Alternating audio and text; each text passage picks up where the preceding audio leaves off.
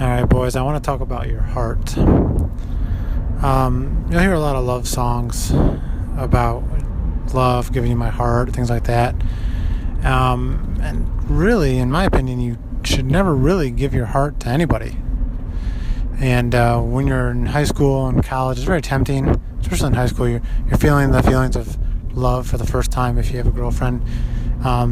They can be very special to you, and they can make you feel loved.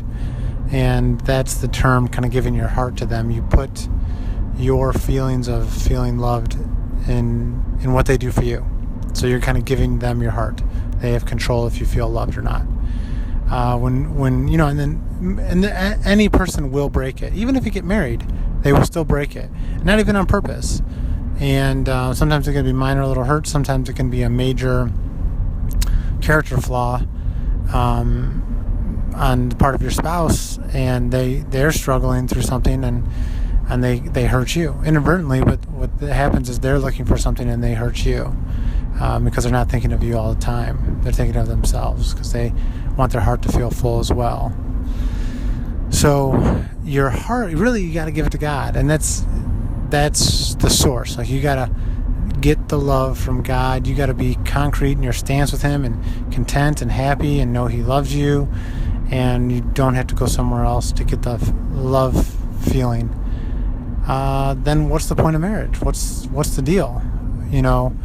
Well, when you take your vows, if you notice carefully, you're committing to love that other person. So it's almost a maturity step that you are committing to be there for that person. It has nothing to do with what you hope to get from them. So it's in a way that the two of you have so much in common. You really like each other. I mean, you probably physically attracted to each other. You believe in God. There's everything that's lining up, and I'm sure there's some feelings of love. I'm sure there's some feelings of this person cares about me, and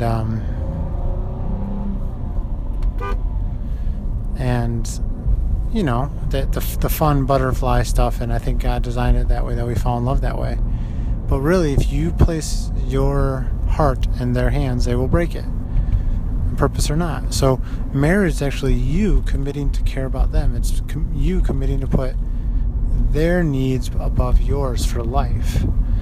And the Bible says, he who finds a wife finds favor. So it means that they are basically trusting you. They are hoping for that feeling of love. We both are.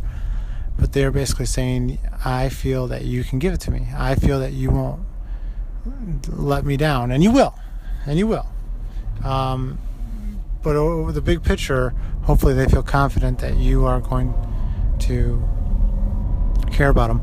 And be aware, don't go getting married to somebody who's disillusional. You might have your head on your shoulders like, you know what?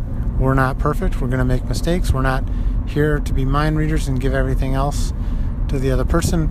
We're going to try. We're not going to get it right, but let's give each other some grace and enjoy it and have fun with it.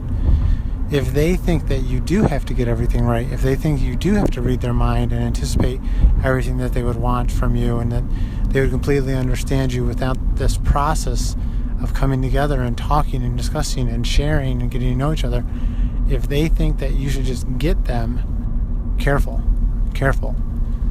They just want to be loved. They don't want to enter in where it's a 50-50, I love you and you love me. It's them just wanting to be loved. And what they actually do love is the feeling of feeling loved. They don't love God as much as they might think. They don't love you as much as they might think. They are in love with the feeling of feeling loved. And as soon as that stops, as you show your attention going somewhere else, they are going to be upset. And they're going to think that they don't love, that you don't love them. They're going to fall in love, fall out of love with you. All those kind of cliche comments.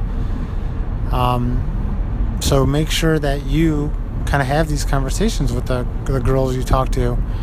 Do you understand that I can't read your mind? Do you understand that we're not perfectly in tune all the time, but that we do want to care for each other, and we give each other the benefit of the doubt, and we give each other grace? if you can't get that kind of commentary and thought process from your possible spouse, possible dating relationship, then it's time to move on. It's time to move on. You should be both committing to God to be sacrificially loving to each other. And then you learn the differences between male and female, and then you learn the differences between you two as individuals. There's always going to be some, but there's going to be hopefully a lot of big picture ones that brought you together. So that is the commentary, and don't give your heart to somebody. Give your heart to God.